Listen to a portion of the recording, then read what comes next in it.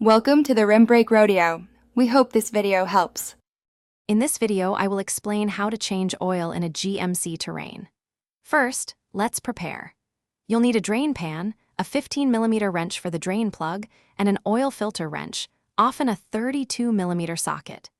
Ensure you have 5 to 6 quarts of the correct full synthetic Dixos-approved oil, either 0W20 or 5W30, and a new filter. Safely raise your vehicle on a flat surface and let the engine cool for about 20 minutes.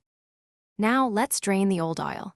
Find the oil drain plug, usually a 15mm bolt, located underneath the engine's oil pan.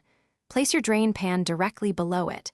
Using your wrench, carefully loosen and remove the plug. Be cautious, as the oil may still be warm. Allow the oil to drain completely, which can take several minutes. Once drained, inspect the plug and washer for any signs of wear. Next, we'll replace the filter and add fresh oil.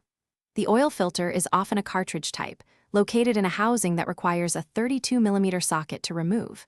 Carefully take out the old filter and its O-ring, then install the new ones, ensuring the O-ring is lightly lubricated.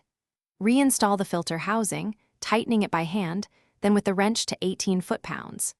Finally, add 5 to 6 quarts of new, full synthetic engine oil through the fill cap. For the final steps, reinstall the drain plug, tightening it to 18 foot-pounds of torque. Start your engine and let it run for a few minutes to circulate the new oil, then check thoroughly for any leaks around the drain plug and filter. Turn off the engine, wait a few minutes, and check the oil level with the dipstick, adding more if necessary.